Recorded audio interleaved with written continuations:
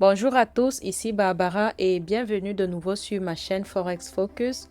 On se retrouve aujourd'hui pour l'analyse hebdomadaire du Forex avec un résumé simple et efficace de ce qui s'est passé cette semaine sur les marchés et surtout ce qu'on peut anticiper pour la semaine prochaine. Sans plus tarder, nous allons passer sur notre analyse fondamentale. Pour la semaine prochaine, nous avons des news qui vont sortir. Je ne vais vraiment pas trop m'attarder ici. Vous pouvez voir dimanche à l'ouverture, il n'y a pas de news. Lundi, nous avons beaucoup de news qui vont sortir sur le dollar, l'euro, dollar néo-zélandais, le dollar australien, le yen japonais. Il y a tous ces news-là qu'on a là avec des previews. Et mardi 24, nous avons beaucoup de news avec l'euro, la livre sterling et le dollar américain. Mercredi, nous avons la CPI avec la livre sterling et puis l'euro. Et jeudi, le dollar américain avec le unemployment claim. Vendredi, on a tout ce qui est là, la livre sterling et le dollar américain. Sans plus tarder, passons à notre analyse technique, ce qui nous intéresse le plus. Sur notre analyse technique, nous sommes ici sur la base de 4 heures. Alors, sur la base journalière, on voit un dollar qui est en train de monter. On va placer nos cassures. On a cette cassure ici sur la base journalière. Et si nous allons sur 4 heures, nous avons une cassure ici. Généralement, ces cassures indiquent la correction du marché. Comment je vois ceci? Je vois, étant donné aussi qu'on a cette cassure, celle qui est ici. Donc, on va travailler sur des cassures externes, pas sur les cassures internes, parce que les cassures internes généralement ne nous informent pas comme il se doit. Et je dis cassure interne, pourquoi? Parce que on voit un marché qui est en tendance haussière. Ce marché est parti par exemple d'ici, il s'est arrêté là, il a eu une correction, il est remonté. En remontant, on a eu cette cassure ici qui est une indication que ce marché allait redescendre. Et bien évidemment, ce marché est redescendu ici. Et maintenant, on s'attend à un marché qui va monter. Ça, c'est le DXY. Étant donné qu'on attend que ce marché monte, ce qu'on va faire, c'est que nous allons utiliser notre Fibo qu'on va placer ici, de ce swing-là jusqu'à l'autre swing. Et vous pouvez voir que le marché est descendu dans la semaine. Vous vous rappelez la semaine passée, pour ceux qui ont regardé la vidéo de la semaine passée, le marché était quelque part ici et on ne savait pas ce qui allait se passer. Ce qui fait que le prix est descendu là, a fait une correction, est redescendu et maintenant ce prix est en train de remonter. Donc ce que je vois pour ce marché, c'est un marché qui est venu jusqu'à 72% ici. Et je pense que c'est un marché qui va monter jusqu'à 100% là. Du coup, le stop loss serait quelque part ici. Donc, je vois en fait un dollar qui est en train de monter. Mais au niveau où le marché se trouve en ce moment, je ne pense pas que il faut peut-être penser à soit une vente ou un achat. Non, il faut juste voir le comportement du marché pour qu'il remonte tel qu'on le voit là. Parce que en ce moment, on est dans un marché qui est sur une correction. Si on reprend notre bonhomme-ci qu'on va placer là, vous voyez qu'on est sur une correction et on attend qu'il y ait une impulsion du marché jusqu'à ce niveau. Donc, ça, c'est pour le dollar index. Passons sur l'euro-dollar. L'euro-dollar, vous pouvez le voir, ça c'était nos prévisions de la semaine passée pour ceux qui ont regardé ma vidéo et qui ont peut-être mis en pratique ce que je disais. Je reste convaincue que vous vous êtes fait de l'argent. Je reste convaincue parce que je parlais de ce marché. Je vais ramener ceci.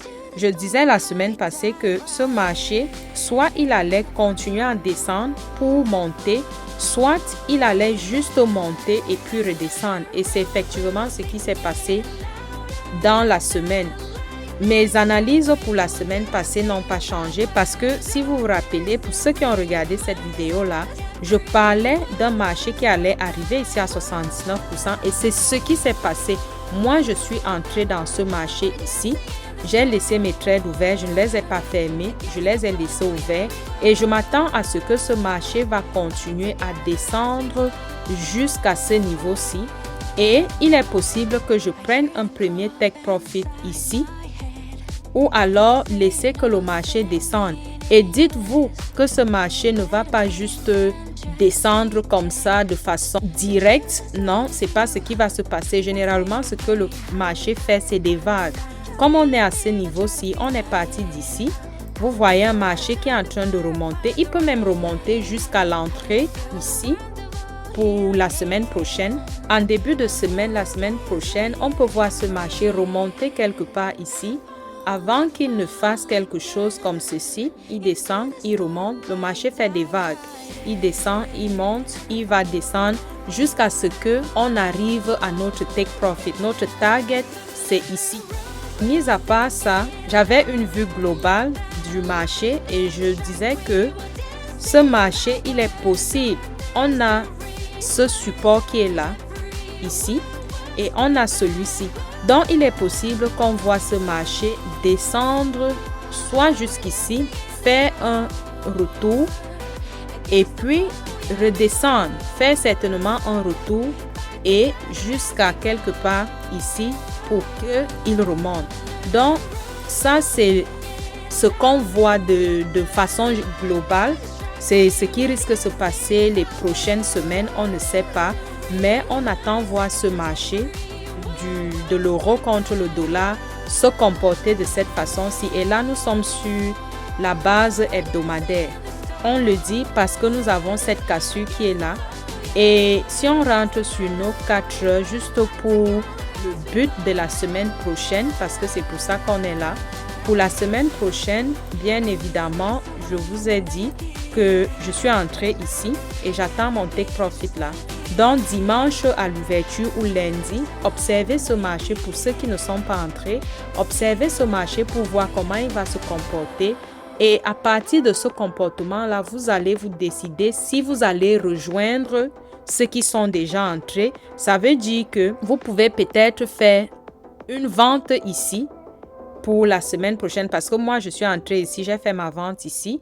J'avais fait cette analyse la semaine passée et les choses sont juste en train de se produire comme j'avais prédit. Et voilà quoi. Donc, ça, c'est tout pour l'euro contre le dollar.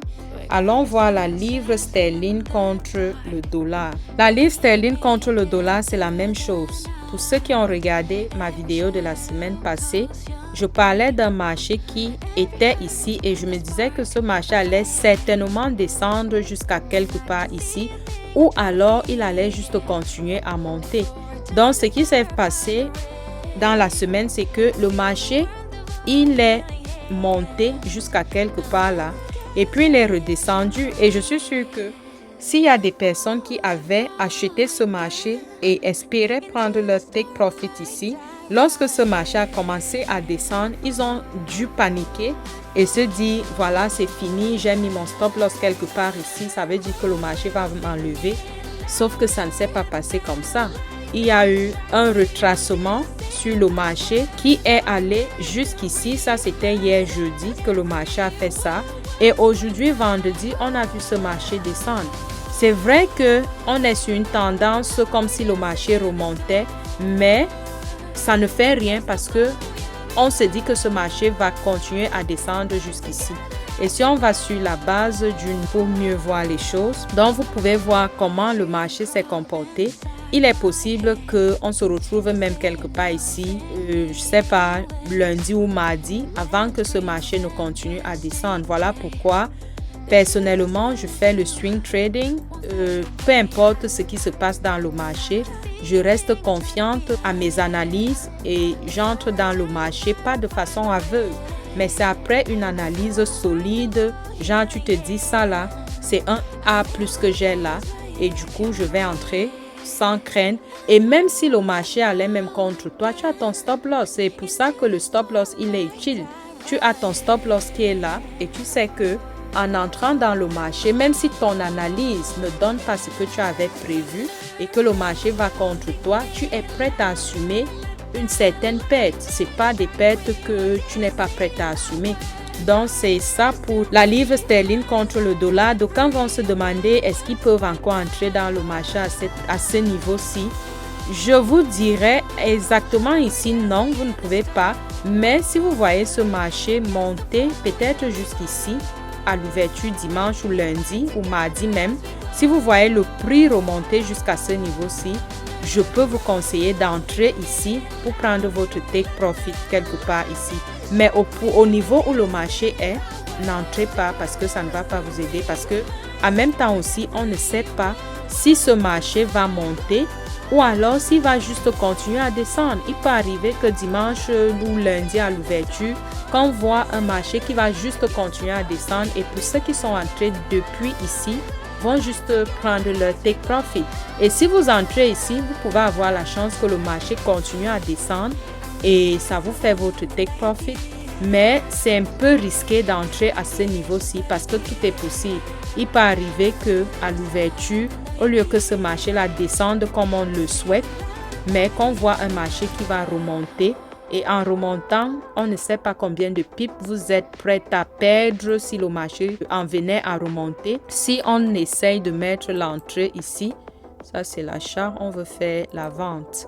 Si on fait une vente ici, vous voyez qu'à ce niveau, si on est déjà à plus de 50 pips, et s'il faut mettre le stop loss quelque part ici, c'est un stop loss qui est très grand. Et le take profit est là, ça ne vous aide vraiment pas. Personne ne veut perdre 132 $ pour gagner 124 $. Ça n'a pas de sens. Donc, je ne vous conseille pas d'entrer dans le marché ici dès l'ouverture la semaine prochaine. Il faut voir comment ce marché va se comporter avant de vous décider si vous allez faire un achat. Pour éviter les problèmes, il serait préférable que vous n'entrez pas à ce niveau-ci, que ce soit la vente ou l'achat, ne faites rien ici. Mais bon, à la fin de la journée, vous êtes libre de faire ce que vous voulez. C'est juste des conseils que je donne. Donc, c'est tout pour la livre sterling contre le dollar américain. En ce qui concerne le dollar yen japonais, vous pouvez voir notre trade qui est parfait là. La semaine passée, lorsque le marché avait fermé, on était quelque part, je pense quelque part ici. On était quelque part ici la semaine passée lorsque le marché a fermé. Ce qui s'est passé, c'est que, je vais aller sur 4 heures. Ce qui s'est passé, c'est qu'on a vu un marché qui est parti de là. Il est descendu ici, remonté, enlevé les liquidités qui sont ici. Il est remonté jusque là et puis il est descendu. Et lorsque j'ai vu ce marché descendre, je me suis dit, avec la cassure que nous avons ici, il est fort probable que ce marché va venir tester le order block qui est là avant qu'il ne remonte. Et guess what? C'est ce qui s'est passé. Donc, quand j'ai vu le marché, à un moment donné, je pensais qu'il allait continuer à descendre à ce niveau-ci, mais il est remonté. En remontant là, c'était genre, on n'était pas très certain. Mais quand il a recommencé à descendre et qu'il y a eu une autre cassure interne ici, c'est là où je me suis dit ce marché, quoi qu'il en soit, il va remonter parce que ici nous avons une autre cassure ici. Et en utilisant mon Fibonacci qui était placé là, je me suis dit c'était bon d'entrer ici. Ce qui fait que hier, je suis entrée dans ce marché à ce niveau-là hier. Donc ici, je suis entrée dans le marché. Je n'ai même pas fermé mes trades parce que je me dis qu'il va continuer à monter même si on a cette bougie noire qui est sortie là. Mais je reste convaincue que ce marché, la semaine prochaine, il va continuer à monter. Et quelqu'un va me demander qu'est-ce qu'on peut faire pour ça? Est-ce qu'on peut entrer?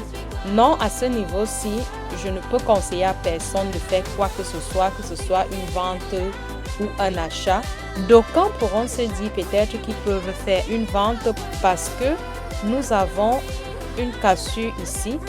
Avec cette cassure peut clairement indiquer que on peut faire un achat. Bon, ça c'est une cassure interne, il faut préciser ça. Donc avec cette cassure, si nous utilisons notre Fibonacci là, et qu'on va placer ici, le marché est vraiment à un niveau où il faut faire une vente. Et je pense personnellement que dimanche à l'ouverture, je vais juste fermer mes trades qui sont ici. Ça fait quand même un 160, 159 pips, ce qui est énorme. Donc, je pense qu'à l'ouverture dimanche, je vais juste fermer mes trades ici parce que je ne sais pas ce qui peut se passer. Et surtout que quand on regarde pour ceux qui sont avancés, on a le Fair Value Gap ici. Généralement, le marché monte souvent tester le Fair Value Gap ou plutôt fermer le Fair Value Gap. Pour ceux qui ne savent pas ce que c'est, je prendrai le temps pour expliquer dans d'autres vidéos ce que c'est que le Fair Value Gap. Donc, s'il faut vraiment faire une vente à ce niveau-ci, on va s'attendre à ce que ce marché entre dans le Fair Value Gap quelque part là avant qu'il ne redescende. Donc, on ne sait pas ce qui va se passer. On n'a aucune idée. Mais sinon, comme je disais, on ne peut pas décider de faire soit une vente ou un achat à ce niveau où on est là. Donc, il faut juste être patient et voir comment le marché va se comporter. Et étant donné que nous sommes sur une tendance haussière, on ne peut vraiment pas considérer cette cassure interne qui est ici. On ne peut vraiment pas considérer ça parce qu'en même temps aussi, si vous regardez ici, on a une autre cassure. Donc, on peut appeler ceci le changement de caractère, que je ne pense pas que c'est le cas. On peut appeler ceci changement de caractère, genre le marché est en train de changer de tendance. Donc, il peut arriver qu'à partir d'ici, qu'on voit ce marché continuer à descendre vers cette direction. Donc, on ne sait pas, on va observer ce qui va se passer. Mais sinon, ce qu'on peut faire encore, c'est certainement faire une vente ici, dimanche ou lundi. Il faut quand même avoir des éléments qui soutiennent cette vente. Si vous n'avez pas des éléments qui soutiennent cette vente, je ne conseillerais pas de le faire. Donc, s'il faut le faire, vous allez faire une vente ici et le stop loss serait là, qui est de quasiment 70 pips. Et votre take profit serait ici, qui donne dans les 150, je dirais, dans les 160 pips, 170 pips. Donc, c'est un peu ce que je vois là, mais je ne suis pas très certaine. Je pense, ou plutôt, je vois un marché qui risque de continuer à monter. Je ne sais pas jusqu'où, mais voici ce que je vois dans ce marché pour la semaine prochaine. Voilà ce que je vois. Il y a cette hypothèse et l'autre hypothèse, c'est celle-ci. Voir le marché descendre et continuer à descendre. Donc, sur ces deux hypothèses-ci, nous allons observer le marché pour voir ce qui va se passer. Si vous voyez que ce marché continue à monter la semaine prochaine et qu'à un moment donné, il y a une correction, venez acheter au niveau de la correction. Parce que ce marché aura peut-être fait une cassure ici, enlever des liquidités ici, faire une cassure là, redescendre pour monter. Donc, il y a cette... Donc, voici les possibilités que je vois sur le dollar yen japonais pour la semaine prochaine. Soyez attentifs, soyez patients. C'est grâce à ces deux faits que vous allez vous faire de l'argent. Regardons une dernière paire qui est la livre sterling et le yen japonais. Il y a eu excessivement de mouvements. La livre sterling et le yen japonais, nous allons effacer tout ça. Donc, voici ce qui se présente sur la base 4 heures. On va placer nos cassures. On a une première ici. On va mettre là. Donc, on a notre cassure ici. Et si nous utilisons notre Fibonacci qu'on va placer ici, sur ce swing, pour l'autre swing là, on voit que la livre sterling et le yen japonais, comme je disais, on a notre cassure ici. Mais si on passe sur la base journalière, la base journalière nous donne quoi? Sur la base journalière, on a une égalité d'en-tête ici. Avant ça, nous allons d'abord placer notre cassure. Notre cassure est là. Et puis maintenant, on a cette égalité d'en-tête qui est là, qu'on va peut-être appeler la résistance qui est là. Et sur notre cassure, ce qui se passe, c'est que si nous utilisons par exemple notre Fibonacci sur la base journalière. On place notre Fibonacci là, jusqu'ici, jusqu'à ce swing là, le swing du bas qui est là. On va ajuster ceci. Donc, on a notre Fibonacci là. Si on retourne sur 4 heures, nous avons quoi? Sur 4 heures, on voit un marché qui a touché nos 72%. Et si vous vous rappelez, la semaine passée, je disais que j'étais entrée quelque part ici dans ce marché. J'étais entrée quelque part ici. Sauf que quand j'ai vu le marché, il est monté, j'ai laissé, puis il est descendu. Quand il a recommencé à monter, j'ai fermé. Donc, ce que je vois ici, c'est une consolidation qui est en train de se créer. Je vois une consolidation qui se crée. Et maintenant, notre cassure interne-ci, est-ce qu'elle joue vraiment un grand rôle? Si peut-être on utilise aussi le Fibonacci par rapport à notre cassure-là, qu'on va placer ici, on voit que le marché est resté sur 50%. Il n'est pas descendu sur 72 ou 79%. Donc, je continue à voir ce marché comme un marché qui va continuer à descendre. Pour moi, je pense que ce marché va descendre soit jusqu'à ce niveau-ci ou alors ici. Parce qu'en même temps aussi, on a ce support-là qui est ici. On a ce support ici. Et en ce moment, vu mes trades que j'ai placés, j'avais fermé ici. Et aujourd'hui, je pense, je suis réentrée quelque part là. Et je me dis, il y aura une suite de la tendance baissière. Mais si cela n'arrive pas, notre stop loss, j'ai mon stop loss quelque part ici. Notre stop loss, il est là. Et puis le take profit, il est là. Donc, il est ici. Donc, ce que je vois sur la livre sterling, le yen japonais, je vois un marché qui est toujours sur une tendance baissière. Sur cette partie-ci, on voit la tendance haussière. Mais n'oublions pas que nous avons cette cassure externe qui est là. On a cette cassure-ci. Généralement, quand on a des cassures comme celle-ci, on voit un marché qui vient comme ça. Il fait sa cassure. Il doit remonter par là. Il va remonter et puis redescendre. Et comme je dis souvent, le marché les lignes droites que vous voyez là, ça n'existe pas dans le trading. Vous allez toujours avoir affaire à un marché qui va faire ce genre de truc. Il monte, il descend, il monte, il descend, il monte, il descend, il monte, il descend et il monte. Voici comment le marché du Forex ou je ne sais pas quel autre marché a évolué quoi. Donc, ce n'est pas quelque chose qui va aller de façon directe, sans arrêt et tout. Non, c'est comme des vagues en fait. Donc, par rapport à tout ça, je pense que ce marché, il va redescendre. C'est ce que je vois sur la livre sterling et le yen japonais. Voilà pour cette analyse hebdomadaire Forex. Dites-moi en commentaire quelle paire vous surveillez cette semaine et comment vous voyez le marché. Si cette vidéo vous a aidé, pensez à liker, vous abonner et activer la cloche pour ne rien manquer. On se retrouve très vite pour une nouvelle analyse. Prenez soin de vous et tradez avec discipline. Sans discipline, vous n'irez nulle part. Bonne semaine de trading et à la prochaine vidéo.